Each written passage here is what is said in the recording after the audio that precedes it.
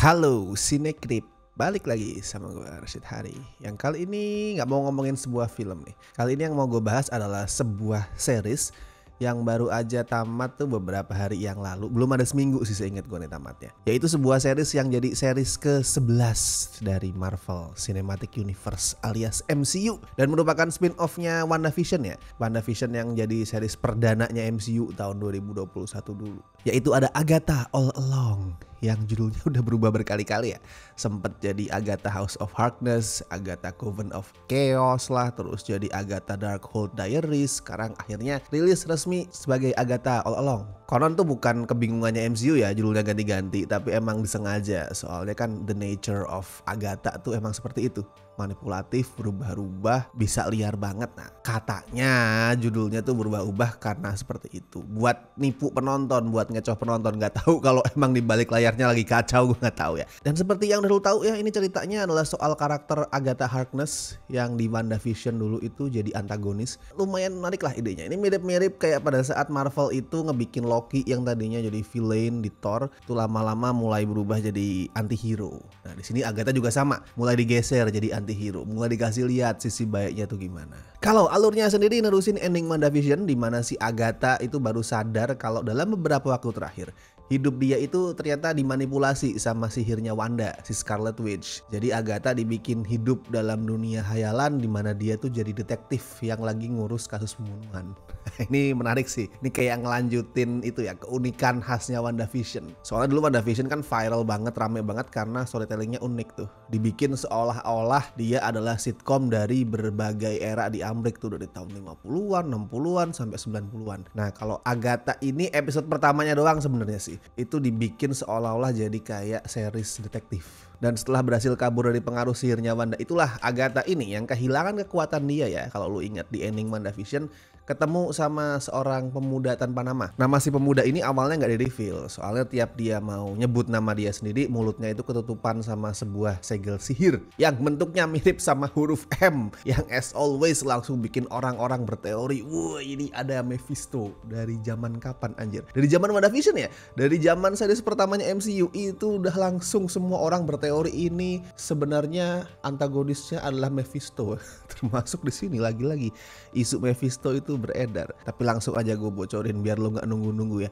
Nggak ada Mephisto di sini. Jangan lo nungguin Mephisto. Mephisto nggak ada di Agatha All Along. Sekali lagi lo cuman di troll sama Marvel. Tapi intinya si pemuda tadi itu semacam ngefans sama Agatha dan ngajak dia buat memasuki sebuah jalan rahasia yang bernama The Witch's Road. Yang kalau dari tampilannya itu jelas banget ya terinspirasi dari Yellow Brick Road-nya itu, The Wizard of Oz. Siapapun penyihir yang bisa menyelesaikan semua tantangan di The Witch's Road itu bakal dapetin apapun permintaan dia. Dan menurut sejarah nih, Agatha itu adalah satu-satunya penyihir yang pernah masuk ke The Witch's Road dan berhasil keluar. Sedangkan penyihir-penyihir yang lain tuh berusaha masuk tapi selalu mati, hilang dan segala macam. Agatha ini satu-satunya sepanjang sejarah yang konon itu bisa keluar. Nah, makanya si pemuda ini ngajak dia untuk masuk lagi. Tapi buat bisa masuk ke sana, Agatha kudu punya coven ya, alias paguyuban penyihir. Dan si Agatha pun mengumpulkan para penyihir yang gue sebut paguyuban penyihir Agatha Harkness. Intinya dia ngumpulin beberapa penyihir itulah yang punya kemampuan beda-beda buat menyelesaikan ujian-ujian di The Witch's Road. Gue suka sih sama paguyuban penyihirnya Ibu Agatha ini. Soalnya orang-orangnya asik. Cast-nya itu asik banget. Chemistry mereka kuat. Kayak belum apa-apa nih, baru kumpul sekali gitu aja mereka udah terlibat tektokan yang fun buat ditonton. Karena aktingnya juga bagus-bagus ya. Semuanya aktingnya bagus. Tapi terutama jelas sih yang paling bagus, paling menghibur itu adalah aktingnya si Kathryn Hahn yang meranin Agatha itu sendiri. Gue betah misalkan nih disuruh nonton Kathryn Hahn monolog, ngomong ngalor ngidul sejam gitu atau bahkan lebih berjam-jam, gue betah. Soalnya stylenya tuh asik banget. Kayak kalimat-kalimat sederhana atau situasi-situasi yang kayak cuman alah nggak penting gitu bisa dibikin fun sama dia. Respon-respon dia soal omongan orang lain, gimana dia tuh menghadapi sebuah situasi itu selalu fun. Bitchy banget gayanya anjir. Kadang nyebelin tapi selalu fun. Well, kayak tadi gue bilang ya, kita tahu lah nantinya Agatha itu bakalan digeser pelan-pelan dari villain di WandaVision, dan di sini ngelewatin proses sebelum akhirnya jadi lebih baik tuh. Minimal nggak sejahat, nggak sevillain di WandaVision. Tapi aktingnya si Catherine Han ini bikin Agatha dari awal sampai akhir, mau dia masih kelihatan jahat sekalipun sampai udah berubah lebih baik, itu tetap kelihatannya nyebelin. Jadi gue nggak ngerasa ini adalah perubahan yang kasar. Gue tetap ngelihat si Agatha ini bukan sebagai orang baik. Dia tetap orang yang anjir, rada-rada gila, rada-rada sinting. Cuman dia punya sisi yang lebih lembut aja. Dan tentu saja gue juga betah ya nontonin. Dan tentu saja ya gue juga betah nontonin interaksi Catherine Han sama Aubrey Plaza yang meranin Rio Vidal, mantan pacarnya Agatha dari ribuan tahun lalu. Wah, sexual tension mereka berdua ini anjir kuat banget. Sama gue juga suka approach seriesnya yang nyenggol ranah horor, fresh, dan itu buat gue mulai ngebentuk identitas proyek-proyek MCU yang ngelibatin karakter penyihir ya. Karena kan selama ini yang ngelibatin karakter-karakter penyihir tuh kerasa horornya tuh. Doctor Strange misalkan kiblatnya horor. WandaVision mungkin bukan horor karena emang template-nya itu adalah sitcom. Tapi pada saat Wanda itu nongol di Multiverse of Madness tuh horor banget jelas. Dan sekarang di Agatha ini makin horor lagi. Ya bukan horor yang serem banget sih, horor yang menyenangkan, tapi itu bikin tampilannya, bikin atmosfer seriesnya itu fresh. Hal-hal kayak gini loh yang harusnya tuh lebih banyak dieksplor sama MCU juga. Kemudian karakternya berubah-ubah, profesinya, kekuatannya beda-beda, tapi approach-nya sama semua. Kan itulah yang bikin penonton tuh mulai bosen beberapa tahun terakhir sama MCU, karena sama semua. Kalau kayak gini menarik nih. Jadi lu bikin aja identitas masing-masing. Misal karakter penyihir, oh horor. Terus karakter dengan ciri khas apa yang lain juga beda. Thor misalkan balikin lagi ke era-era Shakespearean, nggak dibikin tolol-tololan kayak si Taika Waititi misal. Semua tuh harus punya identitas yang beda-beda. Cuma masalahnya Agatha ini satu, gue lihat dia inkonsisten. Kayak di satu detik gue tuh bisa ngeliat, wow ini keren banget, ini salah satu series MCU paling keren. Tapi selang beberapa menit kemudian, lah kok jelek begini. Inkonsistennya tuh waduh lumayan parah di sini. Gue suka sama penulisannya, tapi gue sangat gak suka sama directingnya. Well, sebenarnya naskahnya juga gak sempurna ya. Gue ngeliat masih sering terbata-bata tuh kalau untuk urusan eksposisi. Disuruh ngejelasin rules misalkan, nah itu naskahnya sering bingung tuh. Padahal cerita-cerita penyihir kayak gini, itu kan rulesnya banyak banget. Oh ini rulesnya seperti ini, mitologinya seperti itu, kan banyak banget dan ribet ya. Nah naskahnya kurang jago buat ngejelasin semua itu. Jadi kadang gue bingung sendiri. Ini maksudnya ini ngomongin apa sih? Karena mereka terlalu bergantung ke eksposisi via dialog lewat verbal. Jadi hampir semua penjelasannya tuh ditumpuk, diselipin di kalimat-kalimat verbal. Makanya kadang terlalu ribet. Tapi di hal yang lain bagus. Konfliknya terutama tuh. Konfliknya kreatif banget. Soalnya kan dia sekali lagi ya melibatkan masalah-masalah berbau penyihir tuh. Yang cara penyelesaian juga penyihir banget. Lewat ilmu lah, lewat mantra lah, jampi-jampi gitu, bikin ramuan lah dan lain-lain. Fresh itu. Dan skripnya juga jago ngelempar twist. Nah nih orang-orang zaman sekarang pada suka nih pasti nih. Twistnya banyak ini. Agatha All Along itu twistnya banyak dan mostly mengejutkan. Termasuk di episode terakhir tuh yang lempar double twist. Pertama soal lagu The Witch's Road yang ya bisa dibilang tuh secara gak resmi adalah lagu temanya Agatha All Along ya, karena sering banget dinyanyiin sampai nempel di kepala gue.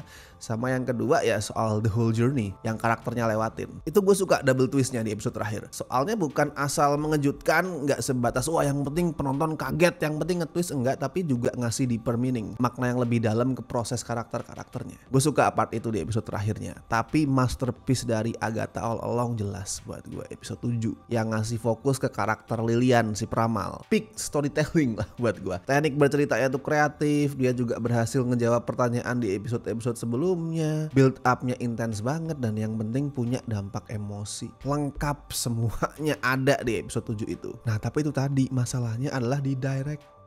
Aduh. Nah episode 7 tuh termasuk yang directingnya paling mendingan sih. Walaupun gue masih tetap ngerasa ada beberapa titik yang harusnya lebih bagus lagi. Tapi itu mendingan dibanding directing di episode-episode lain. Directing di episode 7 tuh at least temponya enak. Terus pengadeganannya lumayan oke, lumayan keren dan bisa ngebangun intensitas.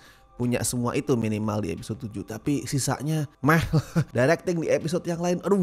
Wah sering kali nih ya karena directingnya jelek, Agatha All Along ini jadi kayak series yang murahan banget. Oke itu gak salah, emang ini series yang murah. Agatha All Along adalah series MCU yang paling murah. Bahkan lebih murah dari Echo yang grounded banget tuh ceritanya. Itu aja udah bikin gue mikir, anjir masa series yang ngangkat cerita soal penyihir, elemen fantasi ini itu lebih murah dari Echo yang street level sih. cuy. Itu aja udah nggak make sense sebenarnya. Masalahnya murah itu kan nggak harus murahan ya. Oke lah, lu lagi terbatas nih budgetnya nih, lu bikin yang murah. Tapi kalau direkturnya itu talented, bisa pasti bikin hal yang murah itu nggak kelihatan murahan. Soalnya directing di Agatha ini sering bikin hal-hal yang di atas kertas, di skrip nih, tuh kedengeran keren konsepnya, tapi pas dieksekusi jadi kelihatan murahan dan konyol. Tuh banyak banget contohnya, nggak bisa gue sebutin satu-satu. Tapi contoh yang paling gue inget adalah episode 8. Nih gue paling inget karena emang baru terjadi beberapa hari yang lalu ya. Episode terakhir gue masih inget banget nih. Jadi di situ ada adegan si Rio nih, si Aubrey Plaza itu jalan terus dia nyobek tembok hutan. Jadi ada background hutan, dia jalan ke sana terus dia sobek. Itu kan secara konsep keren. Dia tuh kayak menyobek ruang dan waktu terus bisa traveling ke tempat manapun semau dia. Secara konsep keren, tapi pengadeganannya anjir ampas tahu banget. Krik-krik banget anjir, kayak dia tuh kelihatan cuma nyobek layar backdrop.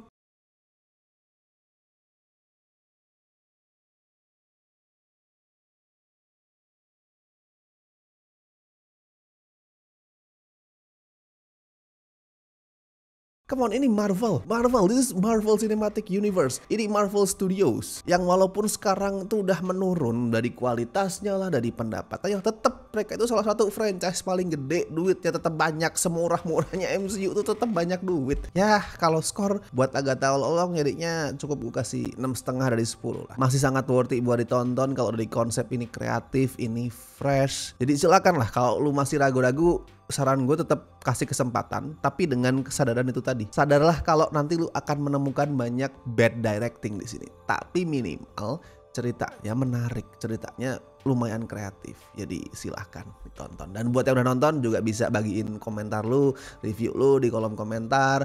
Apakah lu setuju sama gue, atau lu mungkin ngerasa oh no this is masterpiece, atau sebaliknya wah ini sampah banget. Bisa lu tuliskan di kolom komentar, yes. Dan seperti biasa gue ingetin jangan lupa like video ini, subscribe Cinecrip, dan buat teman-teman yang pengen ngebantu kami dengan kasih donasi seikhlasnya, as always ada berbagai cara. Ada super thanks, Saveria, dan lu juga bisa join membership sesuai dengan tier yang telah tersedia. And thank you so much buat teman-teman yang masih join membership sampai hari ini, terutama mereka-mereka ini ya, dari tier BST dan La Familia yang dapat benefit diperlihatkan namanya seperti ini. Jadi kalau lu juga pengen mendapatkan benefit yang sama, silahkan bergabung. Tier sobat juga makasih banget, kalian semua sudah sangat membantu Cinecrip. Oke kalau gitu gue Rashid Hari, sampai ketemu di review-review berikutnya.